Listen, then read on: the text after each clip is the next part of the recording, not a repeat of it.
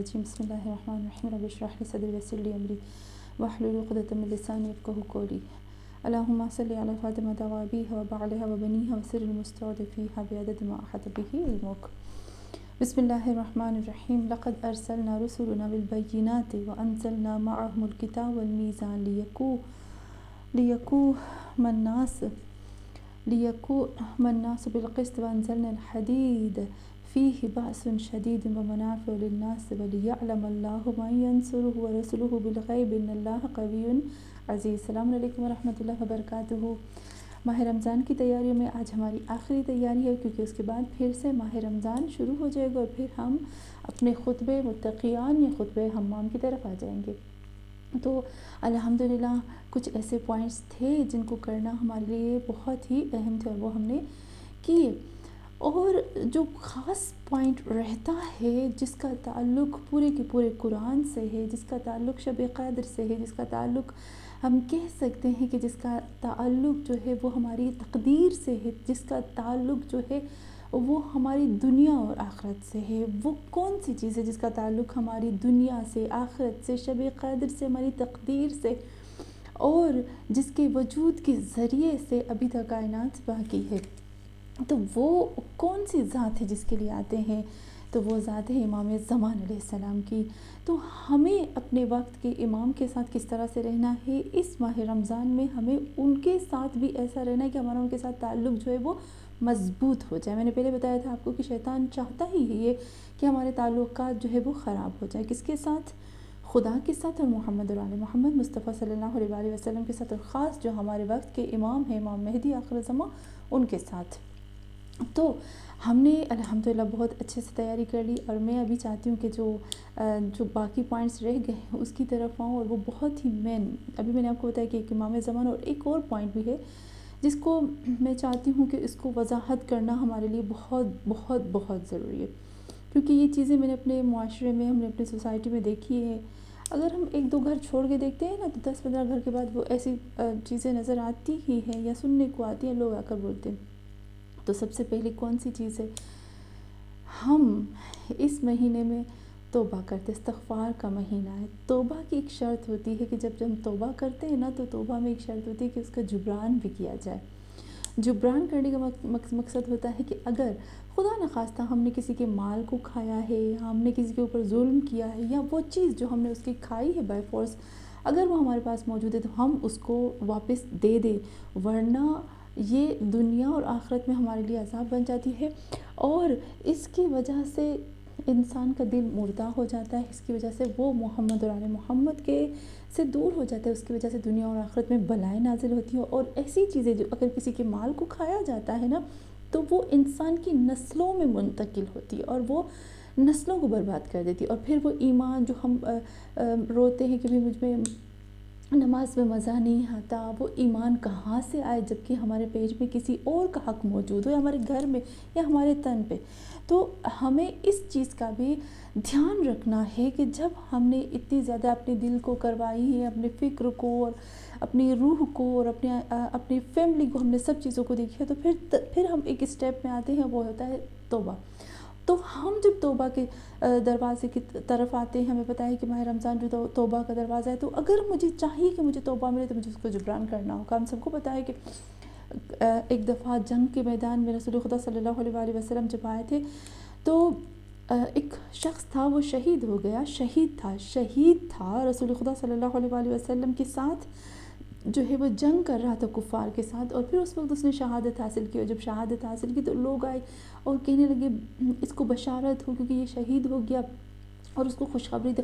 تو رسول خدا صلی اللہ علیہ وسلم نے کیا فرمایا؟ ہٹ جاؤ، ابھی اس کے اوپر جہنم کے فرشتے آ رہے ہیں، اور اس کے اوپر جو ہے وہ جہنم کا جو آگ ہے نا وہ بھڑکائی جا رہی ہے اس کے جسم کے اوپر، کیونکہ اس کے جسم پر جو کرتا پہنا ہوا ہے نا وہ غصبی ہے، وہ غصبی کرتا پہنا ہے۔ تو تو فوراً اس کرتے کو ہٹائے. یعنی شہید، اگر کوئی شہید ہوتا ہے، کفار کے ساتھ جنگ کرتا ہے، اس وقت خود محمد صلی اللہ علیہ وآلہ وسلم اس کے ساتھ کھڑے ہیں، اور اس کے باوجود بھی اگر اس کی گردن پر، اس کے جسم پر، اس کے پیٹ میں کسی اور کا مال، کسی اور کا حق موجود ہوئے تو وہ انسان جہنمی ہوتا ہے. اس چیز کو ہم لوگوں کو سوچنا چاہیے. میں نے اس دن بھی ایک آیت بتائی تھی، خدا سے شکر ہے کہ خداوند عالم نے ہمیں زندگی دی، ہم جبران کر سکتے تو بہتر ہے. توبہ قبول ہونے کا صرف استغفار پڑھنے سے، زبان کی لقلقی سے جیسے کہتے ہیں، اس سے توبہ سے کوئی فرق نہیں پڑتا. اگر ہمارے پاس کوئی کسی کا حق ہے تو ہمیں اس کا حق کو ادا کرنا چاہیے، ہمیں پریکٹیکلی کر کے دکھانا چاہیے. کچھ لوگ ہوتے ہیں جو صرف زبان سے ہی بولتے ہیں، زبان سے کوئی فائدہ نہیں، پریکٹیکلی کر کے دکھانا ہے کہ بھئی ہم پریکٹیکلی اپنی توبہ کو کر رہے ہیں تو پھر وہ توبہ قبول ہوتی ہے. اس کے بعد جو اسٹیپ آتا ہے وہ آتا ہے کہ ہمارے وقت کا امام جو ہے وہ ہمارا انتظار کرتا ہے کہ کب جو ہے میرا ماموم میرے پاس آ جائے. میرے آقا پناہیان کی ایک بات تھی، بیان کی تھی، اور میں چاہتی ہوں کہ آقا پناہیان کی اس بات کو میں اور دوبارہ سے اس کو بیان کروں. مجھے بہت ہی آقا پناہیان کی یہ بات بہت اچھی لگتی ہے. آقا پناہیان کہتے ہیں کہ آپ سمجھتے ہیں کہ بہت زیادہ لوگ پوچھتے ہیں کہ حضرت یوسف کا جو قصہ ہے اس کو قرآن نے کہا ہے احسن القصص. تو جب کہتے ہیں کہ یہ جو قرآن کا قصہ ہے یہ احسن القصص ہے، یعنی جتنے بھی قصے ان میں سے سب سے خوبصورت قصہ جو ہے وہ جناب یوسف کا ہے، حضرت یوسف علیہ السلام کا ہے. تو آخر کیا وجہ ہے، کیا ریزن ہے اس قصے کے اندر کہ اس کو احسن القصص کہا گیا ہے؟ تو آقا پناہیان نے اس کو اتنا خوبصورت بیان کیا. کہا آپ کو لگتا ہے کہ اس کے اندر حضرت زلیخا کی بات ہو رہی ہے، یہی ہے، یا جناب زلیخا نے حضرت یوسف کو قید میں ڈالا، یہ بات ہے، یا حضرت یوسف جو ہے وہ بہت خوبصورت ہے، یہ بات ہے، یا پھر یہ بات ہے کہ حضرت یوسف نے اپنے آپ کو بچایا، یعنی اپنے آپ کو محفوظ رکھ، گناہوں سے بچایا، کیا یہ بات ہے؟ تو خود آقا پناہیان کہتے ہیں کہ ایسی کتنی زلیخائیں گزری ہے جس نے کتنے ہی یوسف کو زندان میں ڈالا، اور ایسے کتنے ہی یوسف ہیں جو پاکیزہ، اور کتنے ہی خوبصورت یوسف گزرے ہیں. اصل قصہ یہ نہیں ہے، اصل قصہ تو اور ہے. اصل قصہ کیا ہے یہاں پر؟ اصل قصہ یہ ہے کہ کہتے ہیں کہ حضرت یعقوب علیہ السلام اس وقت کے پیغمبر بھی تھے اور وقت کے امام بھی تھے، اور حضرت یوسف علیہ السلام جو تھے وہ ان کا ماموم تھا. امام اپنے ماموم سے کس قدر محبت کرتا ہے. اگر وقت کے امام کا ماموم، وقت کے امام کی پیروی کرنے والا، وقت کے امام کے چاہنے والا، اگر وہ اپنے آپ کو پاک رکھتا ہے، پاکیزہ رکھتا ہے، ہر گناہ سے اپنے آپ کو بچاتا ہے نا، تو یہاں یہی کہتے ہیں کہ اگر وہ پاک اور پاکیزہ رکھتا ہے تو یعقوب امام ہے، اور یوسف کی پاکیزگی کی وجہ سے وہ امام اس کو چاہتا ہے. اور اس قدر امام اپنے ماموم کو چاہتا ہے کہ جب یوسف کا کرتا آتا ہے نا تو حضرت یعقوب کو اس کی خوشبو آنے لگتی ہے، اور جیسے اس کرتے کو حضرت یعقوب کے آنکھوں پہ رکھا گیا تو ان کی بینائی واپس آ گئی، اور ماموم کی جدائی سے امام کی بینائی چلی گئی ہے. ایسا ماموم جو کہ پاک اور پاکیزہ، جس نے اپنے گناہ سے اپنے آپ کو بچایا. تو یہ ہے احسن القصص، کیونکہ امام جو ہے وہ اپنے ماموم سے بے انتہا محبت کرتا ہے. تو ہم نے اپنے امام سے کتنی محبت کی. تو یہاں ہم دیکھتے ہیں کہ امام حسین کے لیے روایات میں ملتا ہے کہ امام حسین علیہ السلام جب کربلا میں تھے نا تو امام حسین علیہ السلام کے لیے ملتا ہے کہ امام حسین کو کہا گیا کہ یا اے حسین، اگر آپ چاہتے ہو نا تو واپس چلے جاؤ، اگر آپ چاہتے ہو کہ آپ شہادت کے درجے تک نہ پہنچو تو اگر آپ چاہتے ہو کہ آپ شہید نہ ہو، واپس چلے جاؤ تو آپ واپس جا سکتے ہو، لیکن آپ کا درجہ بلند ہی رہے گا، ایک ذرہ برابر بھی آپ کا درجہ ہے نا وہ کم نہیں ہو سکتا. لیکن امام حسین جو ہے وہ اپنے ماموم سے اتنی محبت کرتا ہے، اپنے حساب سے اتنی محبت کرتا ہے. تو امام حسین فرماتے کہ نہیں، مجھے انہی اصحاب کے اندر شہید ہونا ہے، میں اپنے اصحاب کو نہیں چھوڑ سکتا، اپنے ماموں کو نہیں چھوڑ سکتا۔ عجب بات ہے کہ حبیب ابن مظاہر کی لاش پہ امام حسین علیہ السلام نے وہی الفاظ کہے تھے جو الفاظ مولا امام حسین علیہ السلام نے علی اصغر کے لیے کہے تھے۔ کہا تھا نا خدایا میرے لیے آسان ہے کیونکہ تمہاری نظروں کے سامنے ہو رہا ہے، تو بالکل اسی طریقے سے حبیب ابن مظاہر کے لیے بھی امام حسین نے، یعنی یہ بتانے کا مقصد ہے کہ امام جو ہے وہ اپنے ماموں سے کس قدر محبت کرتا ہے، جسے مولا کائنات امیر المومنین کے بارے میں ملتا ہے کہ مولا کائنات کیا کہتے تھے جب شہید ہو گئے تو جناب عمار بھی شہید ہو گئے تو امام علی علیہ السلام روتے ہوئے کہہ رہے تھے کہ این عماری، این عماری، کہاں ہے میرا عمار۔ تو یہاں دیکھتے ہیں کہ وقت کا امام اپنے ماموں سے شدت سے محبت کرتا ہے، کتنی محبت کرتا ہے اپنے پاک اور پاکیزہ ماموں کے ساتھ کہ اس کی جیسے حضرت یعقوب کی آنکھیں چلی اور اس کے آنے سے اس کی آنکھیں واپس آ گئی اس کے کرتے سے، تو اتنی محبت کرتے ہیں وقت کا امام اپنے ماموں سے۔ لیکن ہمارے امام زمان علیہ السلام کو اتنی تھوڑی سی شکایت روایات میں ملتا ہے نا کہ امام فرماتے جس طرح سے ایک مومن کو پانی کی ایک گلاس پانی ہوتا ہے نا، اس کی پیاس ہوتی ہے نا، کاش ایک ہمارے کسی مومن کو، ہمارے شیعوں کو اتنی میری طلب ہوتی تو میرا ظہور ہو چکا ہوتا۔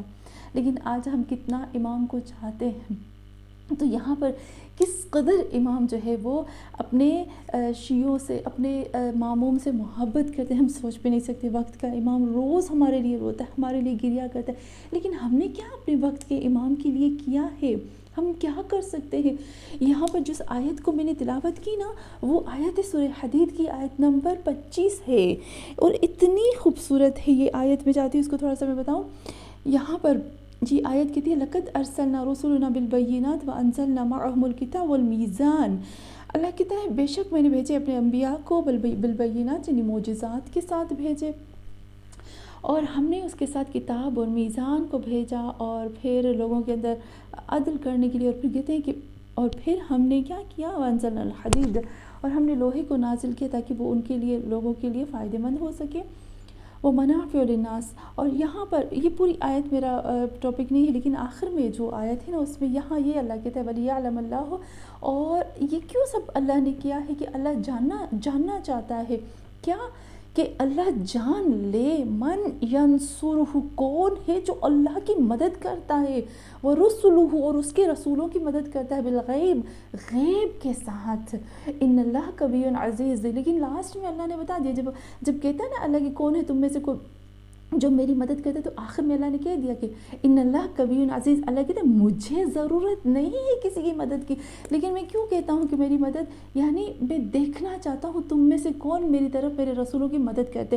تو یہاں پر بھی آتے ہیں، بہت ہی خوبصورت آغا پناہیاں نے بات کی تھی کہ اگر کوئی اپنے وقت کے امام کے ساتھ مدد کرتا ہے نا، مدد کی دو قسمیں ہوتی ہیں، دو طریقے سے مدد کی جاتی ہے، ایک ہوتا ہے ظاہری اور ایک ہوتا ہے غیب، یعنی چھپکے سے مدد کی جاتی ہے۔ تو اگر کوئی اپنے وقت کے امام کی مدد کرتا ہے نا بالغیب، چھپ کے مدد کرتا ہے، تو خداوند عالم اس کے لیے سب کچھ کرتا ہے، اللہ اس کے لیے رحمت برکت سب کچھ نازل کرتا ہے۔ لیکن اتنی خطرناک حدیث ہے جس میں ملتا ہے کہ اگر کوئی انسان جو ہے وہ ظاہراً جو ہے وہ دکھاوے کے لیے سب کچھ کرتا ہے، لیکن چھپکے سے جو ہے وہ اپنے وقت کے امام کی مدد نہیں کرتا، کیا کرتا ہے؟ اگر کوئی ریسپانسیبل ہے تو وہ چپکے چوری کر لیتا ہے، رشوت دے دیتا ہے، کھا لیتا ہے، فیملی اور اپنے ہی خاندان والوں کو آگے بڑھاتا ہے، ان کو نوکری، ان کو چیزیں دیتا ہے، وہ امام کا مددگار نہیں ہو سکتا۔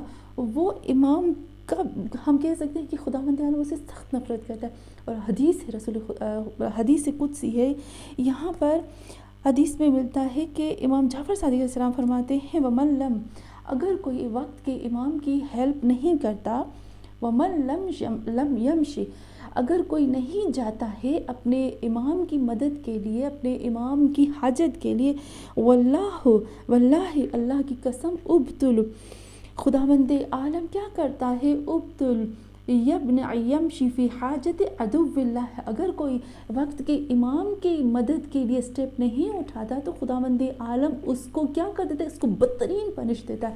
اللہ کہتے ہیں اچھا تم میرے امام کی مدد کے لیے نہیں جا رہے ہو، اچھا میرے امام کی، دیکھو تم مجھ سے زیادہ ہو سکتے، چلو میں بھی تمہیں کیا کرتا ہوں. کیا کرتا ہے اللہ؟ اس کو اپنے دشمن کا نوکر بنا دیتا ہے. وہ ساری زندگی اللہ کا جو دشمن ہے اس کی خدمت کرتا رہتا ہے اور اللہ اس کو اس میں لگا دیتا ہے. کتنی بڑی سزا ہے نا جو خداوند عالم اس کو دیتا ہے.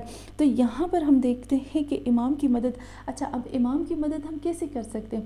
کیا امام کو اللہ نے خود کہہ دیا کہ مجھے جو ہے وہ ضرورت نہیں، میں قوی عزیز ہوں؟ امام کا مددگار خود خداوند عالم ہے. تو ہم کیسے امام کی مدد کر سکتے ہیں؟ جسے ہم پڑھتے ہیں نا، الف لام میم ذالک الکتاب لا ریب فیہ ھدی للمتقین الذین یؤمنون بالغیب. جو غیب پر ایمان لاتے ہیں وہ بہت بہت بہت خاص ہوتے ہیں. اور غیب کا ایمان کا مطلب ہوتا ہے کہ جب چھپکے سے، جب کوئی نہیں دیکھ رہا ہے، اس وقت وہ اللہ اور رسول کے لیے اپنے آپ کو گناہوں سے بچاتے ہیں، امام کو پکارتے، صدقہ دیتے ہیں. تو یہاں پر اپنے آپ کو گناہوں سے بچانے کو کہتے ہیں امام کی مدد ہو جاتی ہے. اپنے آپ کو امام کے لیے قربان کر دینا. مجھے کوئی نہیں دیکھتا لیکن میرا امام میرے ساتھ ہے، وہ مجھے دیکھ رہا ہے. تو اپنے آپ کو غیب میں، اکیلے میں گناہوں سے بچانے کو امام کی مدد کہتے ہیں. تو یہاں پر امام کی ہم مدد ایسے کر سکتے ہیں. اور بھی جب ہم دیکھتے ہیں کہ کیسے ہم چپکے سے امام کی مدد کر سکتے ہیں، وہی اکیلے میں. اور مجھے بہت بہت ہی خوبصورت احادیث میری بہت زیادہ ہے لیکن میں اس کی گہرائی میں نہیں جانا چاہتی. ہم لوگوں کو اپنی قدر جاننی چاہیے کہ ہم لوگ جو آخری زمانے کے لوگ ہیں، ہماری بہت قدر ہے. امام علی علیہ السلام نے فرمایا کاش میں ان لوگوں میں ہوتا. رسول خدا صلی اللہ علیہ وسلم نے سلام دی، بار بار سلام دی کہ آخری وقت کے زمانے کے لوگوں کو سلام ہو، کیونکہ ان کا ایک عمل 50 یہاں اس دور کے 50 اصحاب کے برابر ہو جائے گا، اس سے بھی زیادہ ہو جائے گا. کیوں؟ کیونکہ ہم اپنی قدر کیوں نہیں جانتے، اپنے وقت کے امام کو کیوں پہچانتے ہیں، اس سے کیوں محبت نہیں کرتے. تو یہاں پر امام سجاد علیہ السلام کی حدیث ہے. یہاں امام فرماتے ہیں یا ابا خالد ان اہل الزمان الغیبت ہی قائلین بامامتہ والمنتظرین بظہورہ افضل من اہل کل الزمان. یہاں ابا خالد کو کہتے ہیں کہ اے ابا خالد، تجھے پتا ہے کہ آخری زمانے کے لوگ جو ہوں گے، جو قائلین بامامتہ، جو اس کے امامت کے قائل ہوں گے اور جو اس کی غیبت کے زمانے میں ہوں گے اور اس کے انتظار کرتے ہوں گے اس کے ظہور کا، وہ لوگ تمام زمانوں سے افضل لوگ ہیں. کیوں؟ کیونکہ یہاں پر خود امام جو ہے پھر اس کا ریزن بتاتے ہیں کہ کہتے ہیں اعظم اللہ من العقول والافہام والمعرفت ما اثارت به الغیبت عندهم بمنزلۃ المشاہدہ.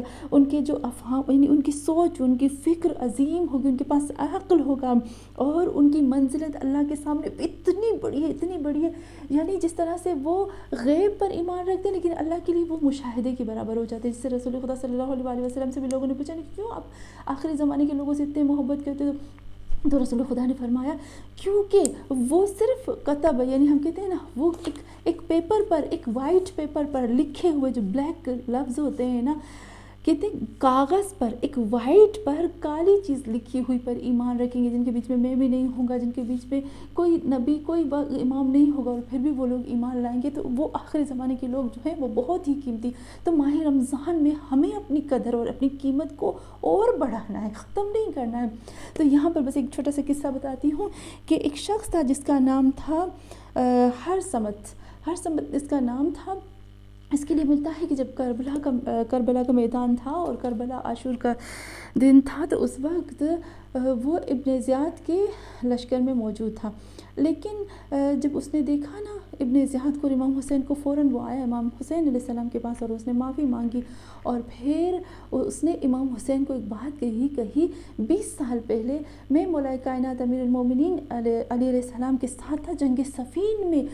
میرے مولا جو تھے وہ اس جگہ پر آئے تھے اور اس جگہ پر اتر کے اتنا روئے تھے، اور امام علی علیہ السلام نے اس دن بتایا تھا کہ یہاں پر میرا بیٹا آئے گا، ایسے ہوگا، ایسا آئے گا. تو امام سے کہتے ہیں کہ اے امام، میں اب آپ کے پاس آ گیا ہوں اور میں چاہتا ہوں مجھے آپ معاف کر دو. تو امام نے فرمایا ٹھیک ہے، میں نے معاف کیا، لیکن تم آ جاؤ میرے لشکر میں. تو کہا نہیں، میرے بیوی بچے. تو اس وقت امام حسین علیہ السلام نے کیا کہا؟ یہ ہے فرق. آخری زمانے کے جو لوگ ہیں نا، جو اصحاب ہیں، وہ اپنے امام کو سینے سے لگاتے، وہ اپنے امام کو کبھی چھوڑ کے نہیں جا سکتے. لیکن اس وقت کے دور کے لوگوں نے امام کو چھوڑا تھا. تو یہاں پر کیسے کیا ہوا تھا؟